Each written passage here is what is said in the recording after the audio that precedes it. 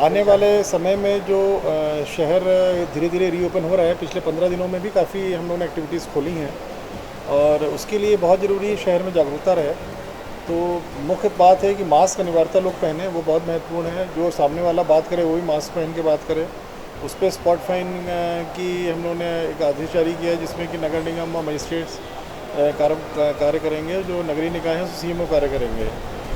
दूसरा social distancing को लेकर के है, और तीसरा सैनिटाइज़र वगैरह सब कार्यालयों में संस्थानों में प्रॉपर यूज़ हो रहे हैं कि नहीं हो रहे हैं, उसकी भी जांच हम लोग कराएंगे। उसके लिए भी अधिकार दिए गए हैं। इसके अलावा थूकने को लेकर के भी स्पॉट फाइन है, और जो संस्थान हम लोग अलाउ कर रहे हैं वही संस्थान खोलेंगे, उसके अलावा कोई अन्य नहीं खुलेगा।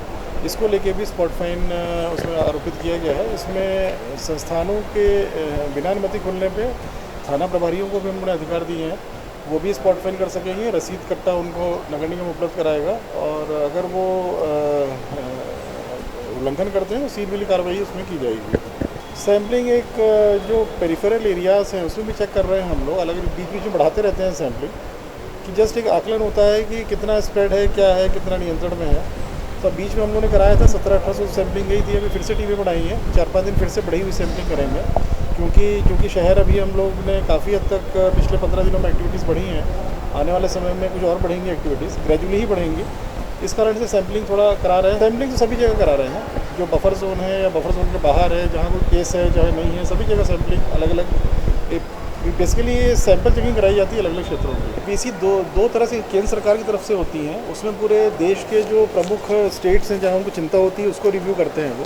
जैसे अभी कैबिनेट सेक्रेटरी सर ने की थी, उसमें मध्य प्रदेश के बारे में चर्चा नहीं हुई थी, क्योंकि बाकी स्टेट्स में स्थिति ज़्यादा गंभीर दिखी होगी। राज्य स्तर पे जनरल भी सीएम साहब वीसी लेते हैं, सीएस सर वीसी लेते हैं, और कई बार स्पेसिफिक भी शहरों की वीसी होती है। तो शहरों की स्पेसिफिक वीसी होती है, उसमें सारी चीज़ों पे होता है। डिस्चार्ज रेट क्या चल रहा है, डेथ रेट क्या है, मोर्टेलिटी रेट क्या है, आपके पॉजिटिविटी केस कितने हैं, ओवरऑल सीनियरो क्या चल रहा है आपका, सब चीज़ों पे चारे होती है। कॉन्टैक्ट ट्रेसिंग किस प्रकार से की जा रही है, सर्वे टीम्स किस प्रकार से कार्य कर रही हैं, सभी पे बात होती है। इसीलिए लॉकडाउन इफेक्टिव था अपना, इसीलिए काफ़ी क्षेत्र अपने बचे रहे हैं। और जो जागरूकता की बात कर रहा हूँ मैं, ये चीज़ शहर के नागरिकों की जागरूकता से ही संभव है, कि जिस क्षेत्रों में कोई भी वायरस ऐसा नहीं है कि कोई बैरिकेडिंग करके या कोई शीट लगा के वायरस को रोका जा सकता है। ये व्यक्ति टू व्यक्ति फैलता है ये। उसके लिए लॉकडाउन एक कार्रवाई थी जिससे कि बहुत लाभ हुआ है शहर को।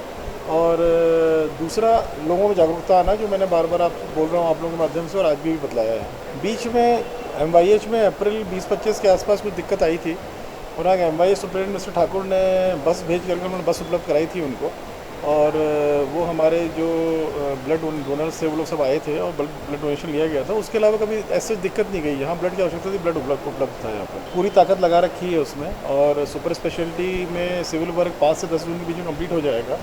आगे की कार्रवाई डीन मेडिकल कॉलेज को करनी है, उसमें उनको प्रोक्योरमेंट भी करना है स्टाफ का, HR का, और साथ साथ जो मेडिकल इक्विपमेंट्स को बुलाना है दिल्ली से, उसमें भी उनको पीछे लग के बुलाना पड़ेगा।